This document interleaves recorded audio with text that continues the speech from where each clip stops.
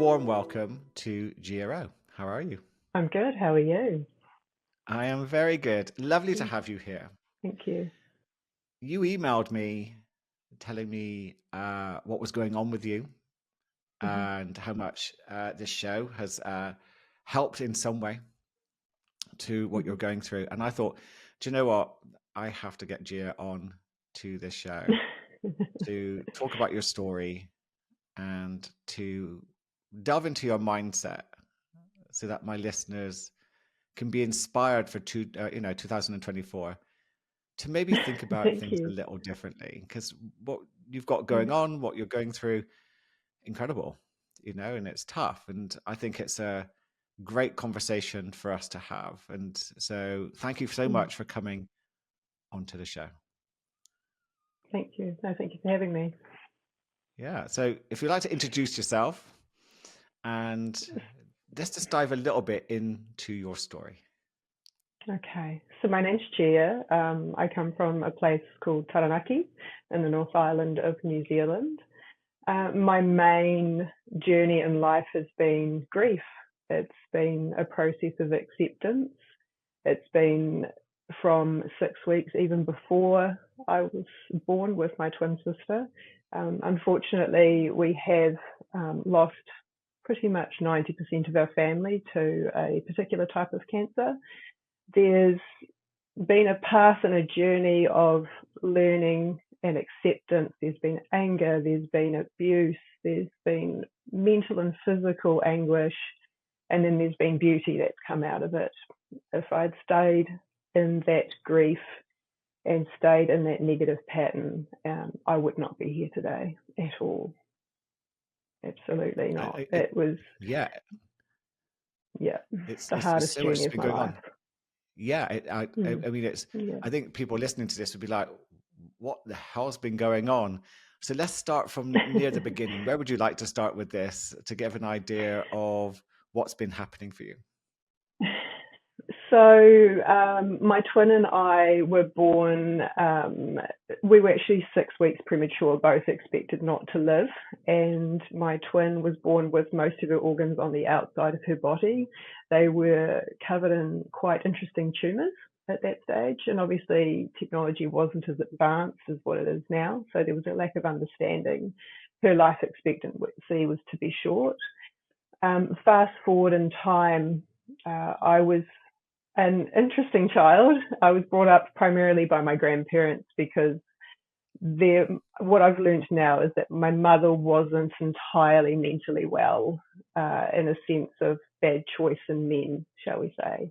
So there was abuse sexually towards myself as a young child that stemmed and morphed into behavioural patterns in my teenage years that I now realise was due to that factor, like dressing more of a tomboy, not wanting to be attractive to the opposite sex, steering clear of certain situations, but then also going into a deep, dark place. There was no joy. There was no excitement. I wasn't going to sports days. I didn't have the luxuries that other people did around me in a sense of love. I never heard that word "I love you" from my mother at all until her a few weeks before her death. There's been a diagnosis for myself. I have a incurable bowel disease and have gone through a cancer battle myself. So I live life to the fullest. There, I have to say, when we fell pregnant with my son, my husband and I used to go to high school together, and we at that stage weren't interested in each other at all. There was no interest in any way, shape, or form in relationship. And I'd gone overseas and I had come back and I saw him pushing a bike up a road with a flat tire and said, "Oh, it's Joe. I haven't seen you in ages."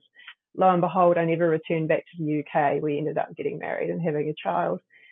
The day our child was born, September 2nd, 2004, my grandfather, who brought me up, a very strong Yorkshireman, he died within 20 minutes of our son being born.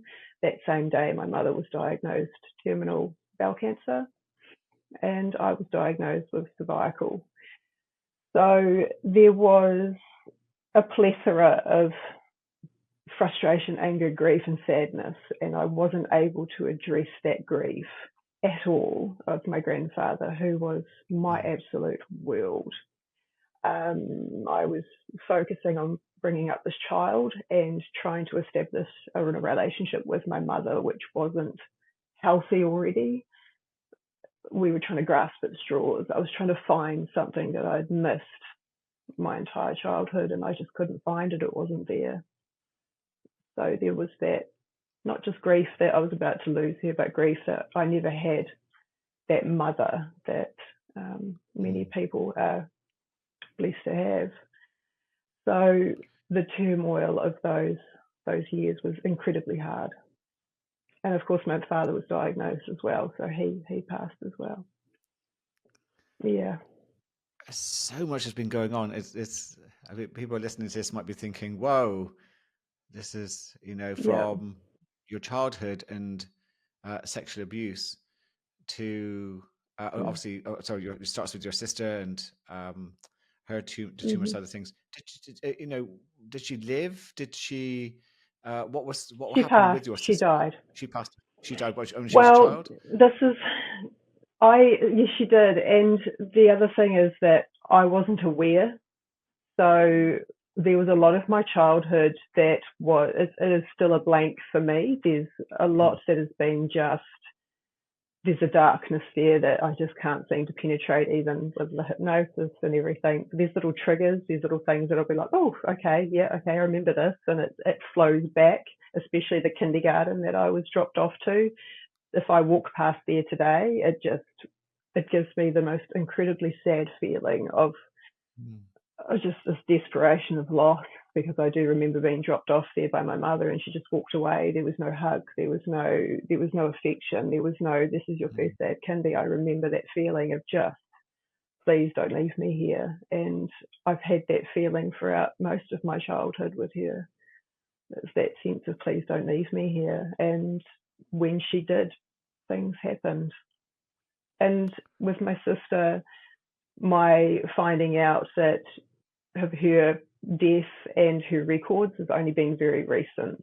So mm. just by chance, I ended up working with a surgeon, and I found that my mother's records were in that practice, and that was all laid out in front of me. Yeah. How was So that to very discover that? recent. Yeah. So what was that For like for you? that was, I've been working in dentistry for nearly 20 years, and I became incredibly unwell with my diet, with my bowel, and I was now down to 42 kg. I was starting intensive treatment. We were Mm, doing surgery after surgery. We were chasing consistent growth all the time. Then I was diagnosed with stage one cancer of the nasal passage, and that was just getting out of control. I wasn't feeling like I was living anymore. I was just simply existing. I stood back and we went and had surgery, and I thought, if this is it, I don't want to have treatment. Just let me go. Just let me go into that corner and die over there quietly. Just let me be. mm, A surgeon approached me and said, I want you to work for me. I know your parents. I knew your parents. I knew your mother, and I want you to work with me because you've got there's something about you. And I did. I worked with her for 2 and a bit years, and I happened to be downstairs in our archives looking for a very specific file. And I opened up a diary, and it was a 2004 diary. And I opened it up, and my mother's name was on one of the pages, and my heart just sunk. And I thought, if she mm, was here for an emergency treatment on that day, there must be a file. I have to find this file. And I found her paper file. And sure enough, what the cancer she had died of was, yes, it was bowel, but it was originally ovarian. And mm, I even dug deeper. I then reached out to the medical records at our local DHB, and sure enough, I found these files, and there were unknowns to the tumours that my sister had. And there's also unknowns to how long my mother had been unwell for. She had hidden it for quite some time. So I found this paperwork trail, which also led me to discover there was a second family as well. There was more children. Yeah. So there was a discovery of a family we never knew we had. Yeah. So you were discovered, obviously you discovered your family history, and then Hmm. as you were growing up, there was a sexual abuse happening. And Yeah, yeah. what happened in regards to that? Did the person get caught? Was there any form of reckoning? Did you get support? What was happening for you? The hardest thing with abuse is it's that element of shame. And when it was spoken about, it was extinguished very quickly. No, no, there was this, no, it's just not, no, there was this complete wall and the shame. So I went back basically within. I felt disgusting. I felt like, what's the point? I do remember that feeling of helplessness. My, I, when I first started my journey, I found a podcast. I wasn't really into the podcast sort of scene, and I found a specific podcast, and it really resonated with me, along with yours. And I wrote a survey, and that survey asked a very specific question of going back in time, and I put myself back into the shoes of that young girl that was going through that abuse, and I then realized, because I was blindfolded with a tea towel, I always had this horrible sensation picking up tea towels throughout my entire life. There's just textures and feelings, and Mm. when the abuse took place, I still remember the impression that my face was making on the fabric where I was leaning, and I remember the gate that clicked outside that stopped the abuse, and all of a sudden he stopped and he ran away into another room, and there was this feeling of, okay, it's over. But it wasn't. It still continued throughout the rest of my life. Just mentally, it just continued. But physically, it stopped. He, unfortunately, he's still, I mean, yeah, there was no pursuit in dealing with him at that stage. My mother lived in complete and utter denial. It wasn't until her passing 2 weeks before that she apologized to me and said yes, she knew. You have to remember as well, I've learned that her behavior wasn't ideal as a mother figure. And she did end up having another gentleman who she was with for about 15 years. He was also a child sex offender and charged. Wow. And she brought him into our life. So there was such a lack of protection, a lack of security, and a lack of Mm. love. Yeah. It was a consistent cycle. It was just a cycle. Yeah, It yeah. just repeated itself. Mm. What do you think? How that implicated, Yeah. yeah. Yeah. So I was asking, what do you think helped you during that time? What got you through that? I, my grandfather, my Okay. grandparents, the love and the nourishment and the fun and excitement I had with my grandparents was, it was precious. And I knew in my heart I felt safe with them. And the honor that I had with my grandmother in the last few moments of her life, I felt so incredibly honored to be with her in those moments. It was a beautiful passing, and it was very timely. And for my grandfather, it was devastating. That was a grief. It's a moment that you just, there's this guttural, very primal feeling of just anguish when you lose somebody so incredibly close to you, Mhm. especially Yeah. in a moment where you've delivered a baby, and you're so conflicted with emotions. How am I meant Mm. to feel? How do I feed this child? What do I do? And of course, the stress and the grief. My milk dried up. I couldn't breastfeed. I was unwell myself. My mother was going through the battle of her life, and I was trying Mm. to gain some form of connection with this woman to at least try and support her. But it just, yeah. Mother Nature played an interesting role in her passing. It was a very, shall we say, brutal passing that lasted a couple of hours, and we didn't have Mm. the medical support on site initially for hemorrhaging at home. Mm. Okay. When you say Very brutal, what traumatic. happened? Yeah. Yeah. What happened? So I was working in surgery. We knew she was coming to the end of her life, and our Mm. receptionist came in. I was in theatre, and she said it's time. And I said, oh, time for? And she says, your mum's dying. The hospice is rung, so I'll drive you. And I said, no, it's fine. I'll drive myself. She says, no, I insist. I'll drive you. So we drove to my mother's home where she was in her hospital bed in the lounge. And she just said, and she was, I'm fine. I don't know what they're talking about. So they're just saying my feet are cold and medically trained. So I kind of knew what I was looking for. And she said she was hungry, so she had a lot of food. So she made an order. I want chips. I want a whiskey, just oysters. I want this food. I want to eat. And so her wish was our command. We went and got her the food. Saturday, Sunday went, and then Monday I went to work as normal, thinking that this will be fine. Another day. Got home, and I don't know what your beliefs are, but I got home and my husband had made nachos, and I was sitting at the table and I went to lift the nacho and I just had this feeling, and I just heard this, you just go be with your mother. And I didn't, I don't even know where it came from. It was just a feeling. I got in the car, I drove round to my mother's and I sat beside her hospital bed and I turned and looked at her and it was 7:10 and I saw a bit of blood coming out of her nose. So I quickly got a tissue, and then it all kicked off. My mum had 11 blockages of her bowel.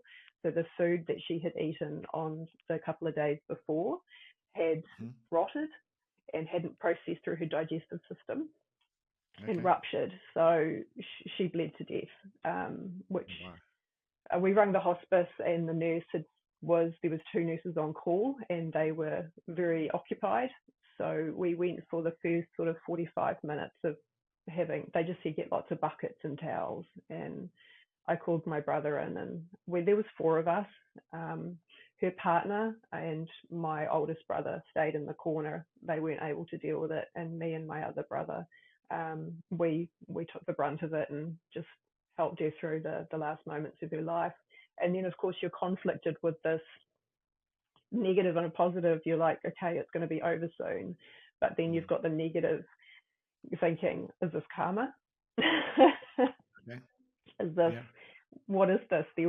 I was conflicted with anger and sadness and grief, and also a little bit of happiness that this is going to be over soon and she will no longer be suffering. But then there's that emotional turmoil underneath going, oh, is this what you did this to yourself? There was a lot of frustration and anger and grief all mixed up into a combo of very, very bad emotions, which manifested greatly over the time. When you say manifested, what? Yeah. When you say manifested, what came out for you? As soon as mum passed, there was a feeling of I need to leave. I need to get out. I need to leave this town. I cannot possibly live here any longer. The man that she had been with for those years had actually married her at her bedside only a few weeks before, and he Okay. had made alterations to her will.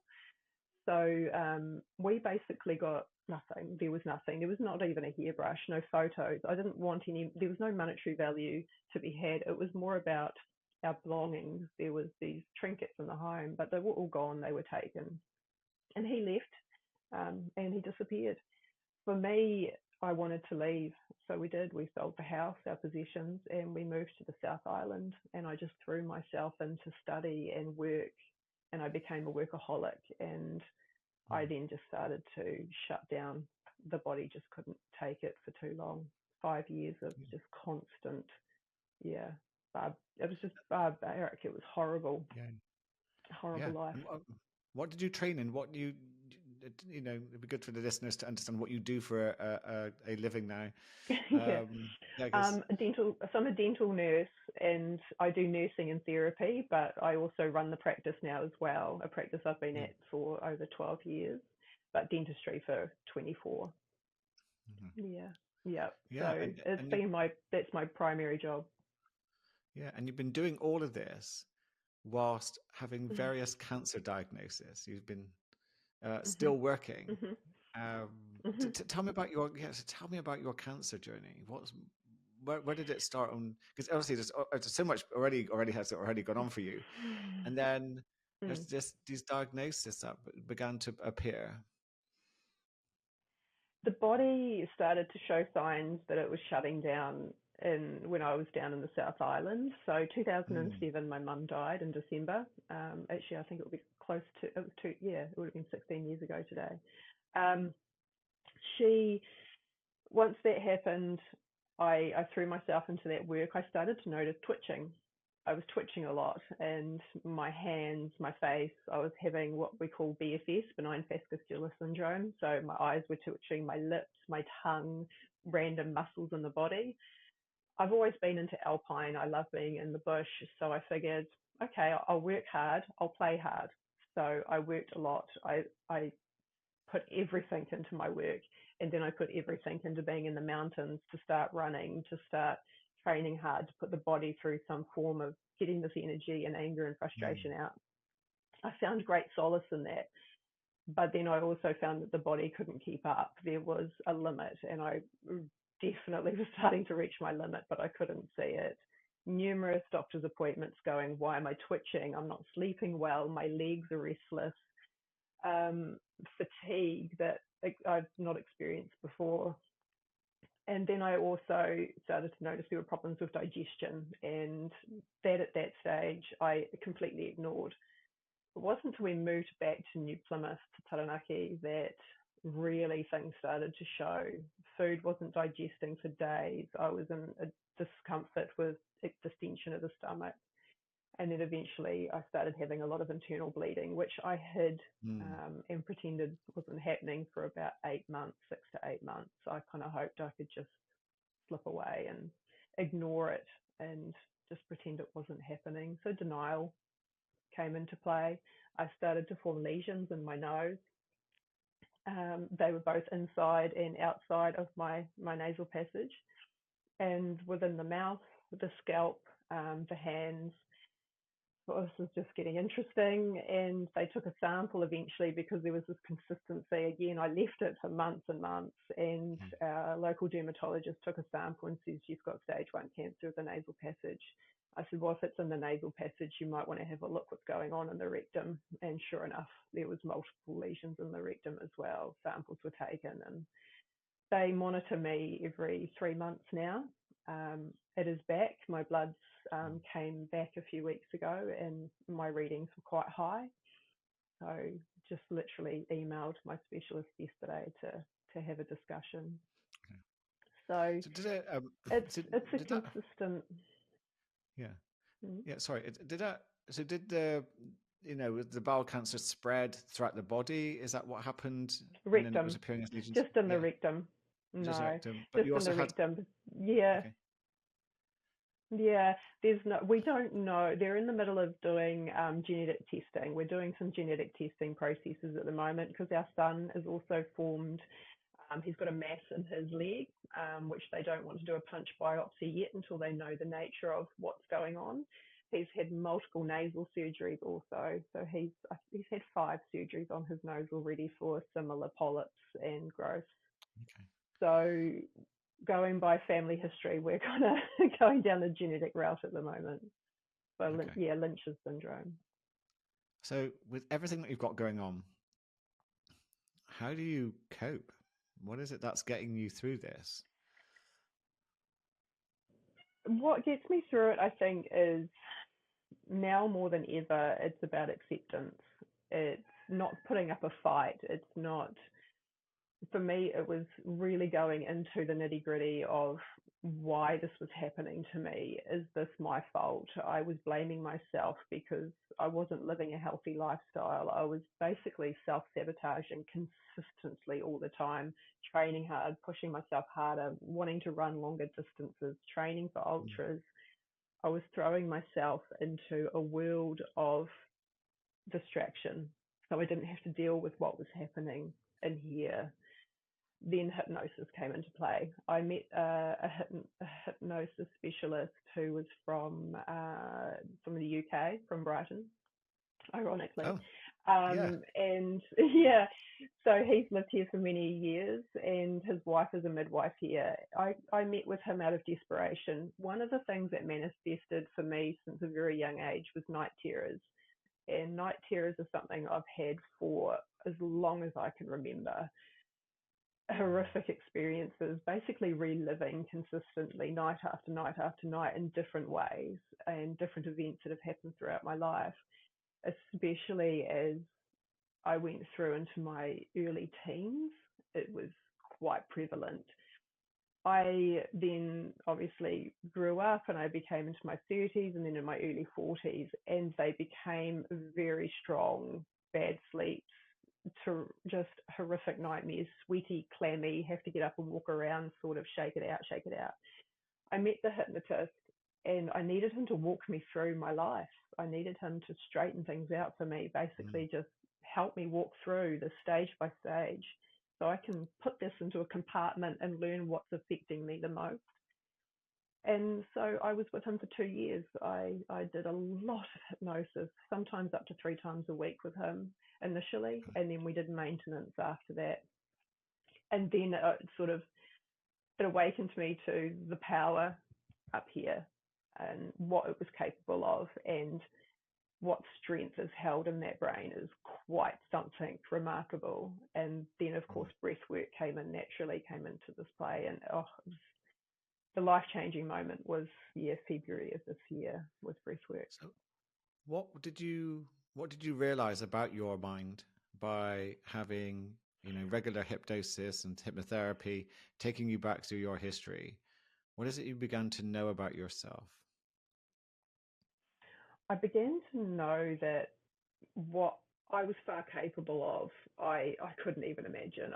There was you you put yourself into a world at the moment where your brain is, it's basically picking up so much foreign media from the moment you wake up to the time you go to sleep. We're constantly distracted with media. We're constantly distracted with unnecessary things. When you don't pick up that device and when you just sit with yourself and with your mind, one, it tells you a lot of lies and you've got to filter out those Mm. lies. And the other one is it tells you a lot of good as well. If you just sit with it long enough, you allow yourself to process through that negative. There will be a positive at the bottom of it. You've just got to get through that. And it's incredibly painful. When I look back now, I underestimated my capabilities completely for years up until the beginning of Mm. this year. This year has been the most transformative I've ever experienced from Wow. the brain, the power of the brain. Yeah. Yeah, so it's, sitting in stillness, which I'm a big fan of. I love what how Hmm. you're describing it, that, it's almost like you're sifting, you know, through the mud, and then suddenly you Mm. find the gold. But it is, most Yeah, people are too it is. distracted to get there, aren't they? Hmm. They don't value Yeah. that at all. They don't understand No. the value of getting to really know themselves. And it takes often a Mm. crisis Mm. to wake Mm. them up And to that. it is. It is. And it's, to me, it's energy. It's a lot of energy. And when you have a home and you've got electricity going into your home, you're at that location and the electricity goes out. It's either for one or two reasons. One, it's something internal, or the other reason, it's something external. There's been an accident or somebody's hit the transformer outside your house or a fuse is blown. Sometimes you need professional help to come in and fix that problem. And then Mm. your power's back on again. You can keep going and you can select a room that you turn a light on or off or dim down or focus on.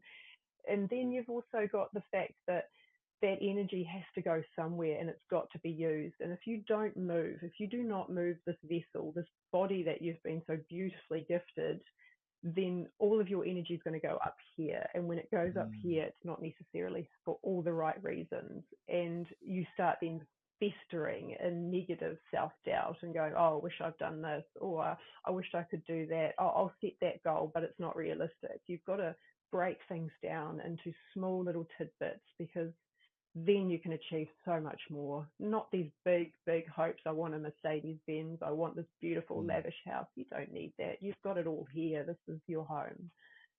And take care of it.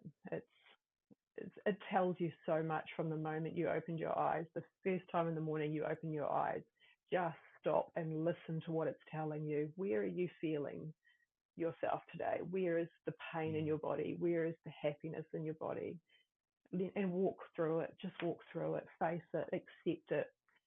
Just and the emotions that come with it. You really have to recognize your emotions on those days and Mm. accept those emotions and then investigate them. You have to investigate them, because if you don't, you're just going to keep spinning your wheels consistently. So from your, I love your, I love this, by the way. I think this is so powerful for people listening. So when you were discovering the power of your mind and looking Mm, at what you were going through, I mean, I often, mm, I've interviewed so many people, and it's interesting how a crisis wakes them up, mm, creates a mm, transformation in their lives. And no one wants a mm, crisis. No one wants uh, mm, these things to happen to them. But they often bring a lot of positive things into our lives that we would never have mhm, experienced if we were living what we called an average life, a life without these mhm, things, mhm, creating such a mm, disturbance in the force, if you like. Um, mm. how do you see, if from your own explorations, how do you look at your cancer diagnosis? How do you look at your past with your twin or sexual abuse? Is there what's your mindset around those sorts of situations? Okay, so once upon a time, I looked at it with disgust. I looked at it with Mm, um, anger and oppression and just feeling very hard done by. Why me? What did I do mm, wrong? Now I look at it with such a completely different mindset. So if I go back to February of this year, and I was in a room of 20 people. Sorry, my cat's trying to get in. that's I okay. was in a room of about 20. I was in a room full of 20 people, all very like minded, and I went with a friend of mine who is a kinesiologist, and she's got her doctorate. She's from Iran, and she's seen war, and she came to New Zealand as a refugee. And I have to say that her experiences in life, I thought, I mean, in comparison, what she's seen and experienced, I was like far worse than what I've ever gone through. You Mm, definitely need more breath work than I do. um, but when we were all in that room and we were doing an hour of this intense breath work, we both reached out and we held each other's hands. And the person who was beside me on the left, never met her before in my life. She travelled from Ireland to come to this course. She held my hand, and we had to be walked through our childhood, and we had to be walked through specific experiences in our life. We all felt the same thing. It didn't matter what the situation was in our life, what thing that had happened to us that we felt hard done by. We all felt the same emotions, and that was mm, grief, sadness, loss. Just, it was all, we were all equal. Everybody in that mm, room was equal. And when we all sat up, all this water from the tears had just streamed out of our ears down our face. And we all just looked at each other and we all started laughing, because we felt that we had overcome something. There was a hurdle that we've just overcome. Um, Now I would not change any of this. I would not change the assaults. I would not change the disease. I would not change anything. Nothing. If you'd asked me if there's anything you want to have taken away from your memory, what would you take? Nothing. Because without it, I wouldn't be able to recognize the patients that lay in my chair after a sexual assault. I wouldn't be able to recognize those emotions. I wouldn't be able to feel mm, what they were going through. I also look at young girls going through this weird lifestyle of injecting their lips and hanging these false eyelashes off their face and having this element of wanting to reach perfection. I want my teeth to be perfect. I want my skin to be a specific tone. I can't resonate with that, because that's not important to me. That's not my priority in life, is not to be mm. perfect. It's just to walk through it with grace now, and to accept absolutely everything that comes my way, whether I like it or not. It's I mean, just that how is it is. powerful. It makes us Yeah, grow. Yeah. yeah. It's Yeah. it's the level of acceptance is astonishing, and obviously breathwork has Mm. been a big part of that. What and obviously the hypnosis, but what else has Mm. helped you reach that level of acceptance? Because it sounds painful, and for you, and to see your son struggling, and obviously, Mhm. Mhm. your husband is in the picture with, Mhm. all of these different Mhm. emotions Mhm. and dynamics and things. What else has Mhm. helped you reach this level of acceptance? The support of everybody around me, Mm, and the help really came from leaning into modern medicine and leaning into a level of spirituality as well, of having a belief that there's something far greater than us, and the mm, power of the mind is just, I could not have done this without going through trauma.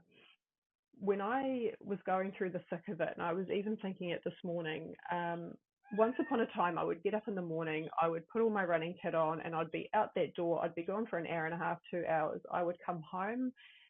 I was angry. I was frustrated. And this was only last year and the year before. I had made a room specifically in our home that was designated for me to grieve and to sit in it and to fully embrace its rawness. So I rolled out my yoga mat and I would come home from my run and I would lay on that mat and I would do some breath work and I would close my eyes and I would focus on the back of my eyelids. I wouldn't, when you close your eyes, you see darkness, but if you really look hard enough and long enough, things start to appear. You start to mm, use visualization. You start to experience a different world, and then it comes, it floods, it literally it envelopes around your body, and it was a guttural crying, frustration, and focusing my attention on the people who I've lost, the people who have hurt me, the people mm. who have been beautiful to me, and really sat in it. And when I say sat in it, it just permeates, and you stand up and you feel so much lighter for it, and you just keep doing it day after day until it gets easier and easier and easier, and then you don't need to do it as much anymore. Occasionally you'll tap into it and go, okay, I'm being affected today. Why? What is it about today that's affecting me? And then just letting it go, just letting it come in and then letting it go. The Wow. longer you hold on to it, the more your body just really everything. For me, I feel it in my shoulders. I find my shoulders come up towards my ears. I can't sit straight. I get a sore back. The moment I let go, it just starts to it flows through. It's acceptance. Wow. It's really about Yeah. acceptance. Yeah. Yeah. And so, what advice would you give to anyone who is listening to this? I'm thinking, "Oh, that sounds quite a lot. Where do I start?" Mm. I think writing, journaling, really being honest with yourself, and write like nobody will ever read it. Don't write it as if, oh, what if somebody finds this? What if something happens to me Mm, today and somebody goes through my belongings and finds this? Don't hold any shame with what's happened with you. Just accept that that has happened. Write it out and write it like nobody will ever see it, and write it with passion. Use strong words, and then keep doing it consistently day after day after day for a good few weeks, and then revise. And you look at, as you progress through that journaling, it gets a little bit lighter. Your words don't become so strong, they're not so powerful anymore. It's almost like you're mentally just letting things go. That was my first stepping stone into it, just really going within. You notice your literacy levels change as you progress through your journaling, and then walking through it, having to experience it, reliving, and mm, visualization. Visualization is a huge part. I use that with running. I will visualize my run before I run it, and I use that through hypnosis as well. I sit there, I can see exactly what route I'm going to go. I put myself in that mindset. I feel as though I've already been for my run before I've left. And then I get back and it's good. It's all done. amazing. Yeah. I love the journaling side of things. Dr. Andrew Huberman recently released an episode on the Mm, Huberman podcast about the journaling, a new mm, journaling protocol. I say new, there's over 200 mm, peer-reviewed studies, and it refers back to some of the things that you were saying. Write like no one's mm, looking. Um, there's mm, something about mm, writing the truth, regardless of you know, mm, how we would like to see maybe a situation, but instead mm, writing about what really went on for us at that moment, you know, the jealousy, the anger, the mm, fear, anything that was coming in, mm, or anything that was linked. mm, And there seems to be quite a profound mm, change in the brain mm, by this journaling process. And you just do it for mm, 15 to 30 minutes mm, a day. They advise to do mm, it for 4 days in a row. But often people mm, will carry it on because they see the value, the mm, benefit from something that mm, they begin to get a different perspective by just mm, getting it out. So mm, I know I'm with you. I think journaling is an incredible tool, but it's something that people mm. often struggle with because they go, I Mm. don't know what to write, or I don't have time. All sorts of things I begin to think kick you have to in. put yourself somewhere where you feel safe, and that's why I made Mm, a specific area in the house where I felt safe. I felt I was in privacy, and I could do my guttural cry. And I'll give you mm, an example. A couple of years ago, my son lost a friend unexpectedly to suicide, and it's the one person you would never experience. You never, never, ever could see this happening with him. mm, And he was told by a school teacher at his work. So the school teacher went to my son's work before, because my son would work before school, and told him that he had lost this friend. And he rang me, and I was working, and he said, "Mum, such and such has passed away." And I said, "Well, that can't be. We've just got tickets for the next LAB concert. You guys have plans. You've got the wrong person. There's no way." And all of a sudden, I just felt this awful feeling that my son was about to experience a grief that I have never lost a friend to suicide. I have been at the very brink of suicide myself when I was at my lowest of points. And I went home that at lunchtime, and I found him on the lounge floor, and he had a towel in his arms, and he was sobbing, and he was sobbing in the way that I cried for my grandfather. It was a close friend.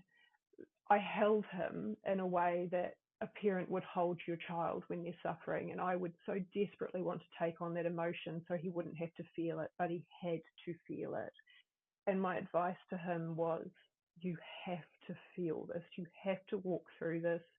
As hard as this is going to be, you cannot use this emotion and this event to as an excuse or a catalyst to drink excessive amounts of alcohol, to do drugs, to get in a vehicle and just do stupid things. You can't use as an excuse for anything in your future.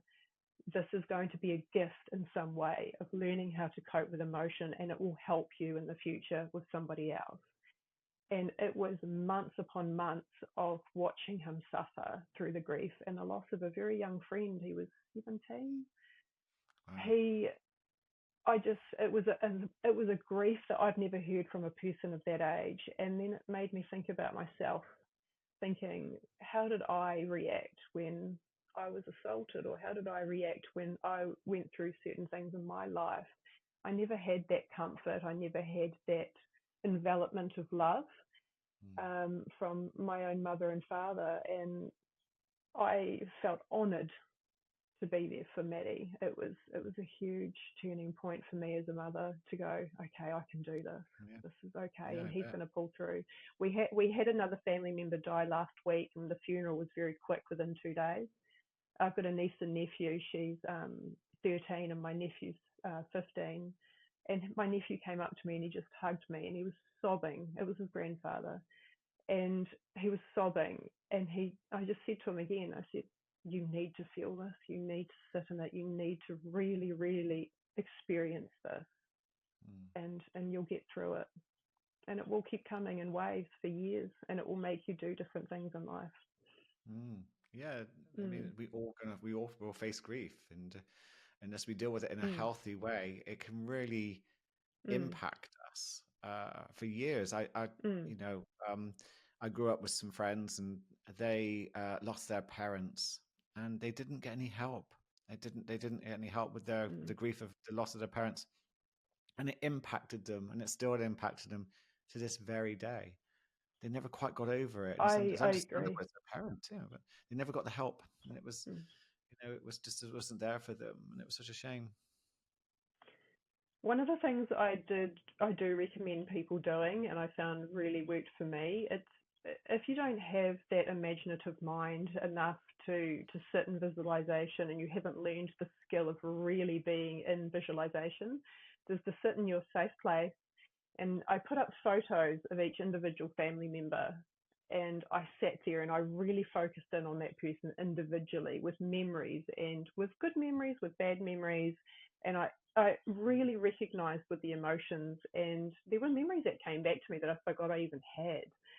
And it was beautiful, but I was trying more so to work out who was affecting me the most, because they weren't physically here anymore. I couldn't go to their house. I couldn't be with their belongings. I only had an image. That's all I had left. There was nothing physical. It was just imagery.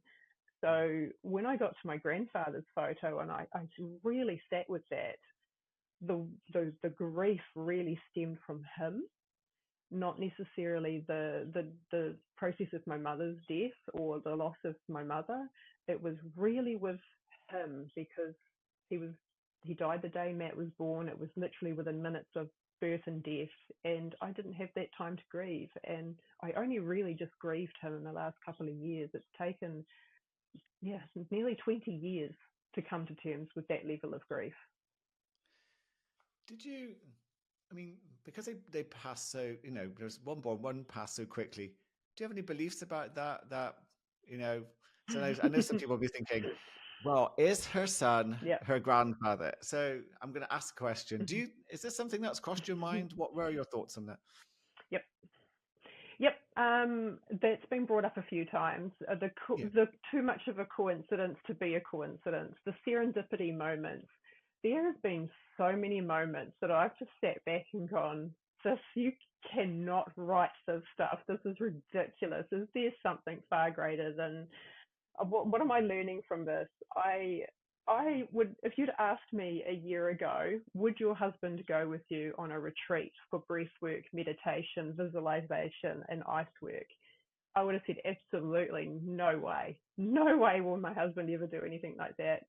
When he saw what it's done for me, he's now invested in this, and he's going on a retreat with me in May next year. And we've set goals. We now have an ice bath at home. We're having a sauna installed. Where he's really seen the change that's happened within me. And I feel very, very grateful that I've got somebody who's prepared to open their mind to this transformation. Without these events, I definitely believe there's something. It's ridiculous. We have a birth and a death in such incredible ways. My grandmother she had said to me specifically, "Do not put me in a home." And she had had a stroke, and I happened to be with her on her first stroke. That was fine. She went to the hospital. We came home. She says, "Do not, whatever you do, put me in a home." She had another stroke. She went into the hospital. She wasn't allowed to come home with us because we have steps in our house. And she had said to me, "You put me in a home, I will die." Unfortunately, the state takes over the care for that person at that stage if you can't put her in a safe space at home. So she went into this lovely home. She was there for maybe a day, and she had another stroke in the middle of the night. It was terminal. So we got her into the hospital. She was just in the last few moments of her life, and I'd been at vigil on the side of her bed with my brother. And my brother said, "Gosh, I'm tired. Should we go and get a coffee?" And I turned and I said to my grandmother, I said, "If you want privacy, we're about to give it to you. You can go if you feel free." And she had that last few sort of moments of life while we were making a coffee. She died while we turned our backs and left the room. She was such a private woman, and she lived in private and she died in private. Oh, wow. Yeah, there's a lot of things that it does remind you Yeah. that there's a lot more to this world than often meets the eye. And does your son Mm. ever show any characteristics like your grandfather or Yes. anything that you Yes. think, do you know Yes. what? Yep. Yep. Are you in there? Yes, absolutely. Absolutely. Absolutely. Leonard Cohen, loves Leonard Cohen. There's just the physical characteristics. So my grandfather's a very tall, very broad man, with massive chest. Our son's over 6'2", so he's a very tall boy, very similar complexion, and also features in a way that's uncanny. You kind of do a double look every now and again and go, oh gosh, and I called him my grumpy grampy. And we were in a shop the other day, and he, without thinking about it, he brought this cologne, and he put the cologne on. It was the same cologne that my grandfather used to wear. All right. So there's little wee things that I think, oh gosh, you're just such a chip off the grandfather's block. I mean, it's amazing. And because we're coming towards the end of our interview now, so I wanted to quickly ask you about how you're seeing your future at the moment with everything that's been on with you. You know, your mindset is honestly, it's so inspiring. But how do you see your future right now? I know this sounds quite morbid. Um, I don't try and look back unless I need to learn from something. I don't try and look forward too far because I don't want to have unrealistic expectations. I see myself moving forward more so in the breathwork journey and definitely within that visualization, hypnosis, and motivational side of things. I don't pin myself. This is exactly where I want to be at this particular age. I'm just happy being in here now. This is now, Okay. right now, Yeah. not years from now. Yeah. Okay. I don't know. So I'm not.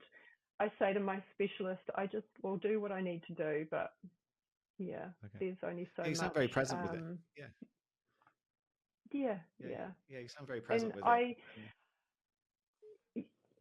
I'll get an example. I was late home from work the other day because I was watching a bird build a nest with a paper bag. I was fascinated with. I just found it beautiful to watch a bit of nature that everybody else was walking past, and he's built the nest in an area that's chest height on a specific tree that's facing away from the general public. I just sat there and watched him build a nest. I found great joy from being in that moment because I was watching something that nobody else could see that was even right in front of them.